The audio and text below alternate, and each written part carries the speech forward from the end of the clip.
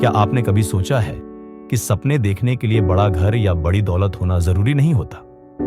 सपने तो सिर्फ एक चीज मांगते हैं, कभी हार मत मानो। आज की यह कहानी एक ऐसे लड़के की है जो फुटपाथ पर सब्जी बेचते बेचते करोड़ों का कारोबार खड़ा कर देता है। यह कहानी है विवेक की, एक मजदूर, एक सपने देखने वाले और एक योद्धा की। विवेक का जन्म मुंबई के एक झुग्गी इलाके में हुआ। उसका पिता रमेश एक सब्जी वाला था जो सुबह 4 बजे उठकर बाजार से माल लाता और दिन भर तपती धूप में सड़क किनारे सब्जियां बेचता। घर में बिजली अक्सर गायब रहती, छत से टपकता पानी और खाली पेट सोते हुए दिन, यही उनकी जिंदगी थी। पर विवेक का मन अलग था। वो जब भी स्कूल से लौटता अपने पिता के साथ बैठकर ग्राहकों को ध्यान से देखता। कौन क्या खरीद रहा है, क्यों खरीद रहा है, उसमें एक जिज्ञासा थी, एक सीखने की भूख।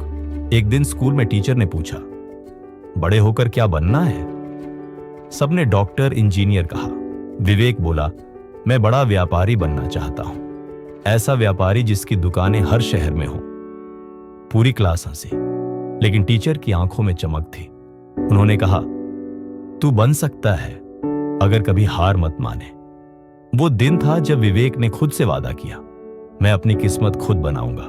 स्कूल खत्म होते ही विवेक को कॉलेज में दाखिला चाहिए था, लेकिन पैसे नहीं थे। पिता बोले, काम में लग जा बेटा, यही हकीकत है हमारी। लेकिन विवेक ने हार नहीं मानी। वो सुबह सब्जी बेचता, दोपहर को लाइब्रेरी में पढ़ता और रात में एक ढाबे पर बर्तन धोता। कभी थकान तो कभी भूख उसे तोड़ने की कोशिश करती, लेकिन हर बार उसका सपना उसे खड़ा कर देता। एक दिन ढाबे में एक बुजुर्ग ग्राहक ने देखा कि विवेक बर्तन धोते हुए भी किताबों से नजरें नहीं हटाता।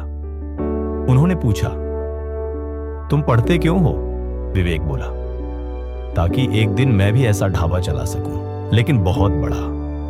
वो व्यक्ति एक सफल व्यापारी निकला। उन्होंने विवेक को एक स्कॉलरशिप दी और अपने ऑफिस में काम सीखने का मौका भी। ऑफिस में काम करते हुए विवेक को एक आइडिया आया, ऑनलाइन फ्रेश सब्जी डिलीवरी।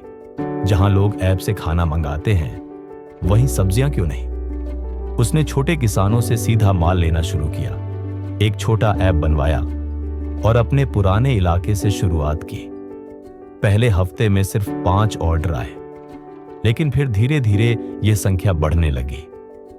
3 साल में विवेक की कंपनी का नाम था हरी बाजार।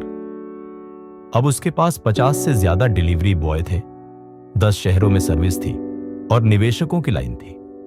विवेक ने सबसे पहले अपने माता पिता को एक अच्छा घर दिलाया, अपने पुराने स्कूल में डिजिटल क्लासरूम बनवाया और उन बच्चों के लिए स्कॉलरशिप शुरू की जिनके सपने पैसे की वजह से दम तोड़ देते हैं। आज जब कोई विवेक को पूछता है, तुमने ये सब कैसे किया, वो मुस्कुराकर कहता है, मैंने सिर्फ एक चीज की, कभी हार नहीं मानी।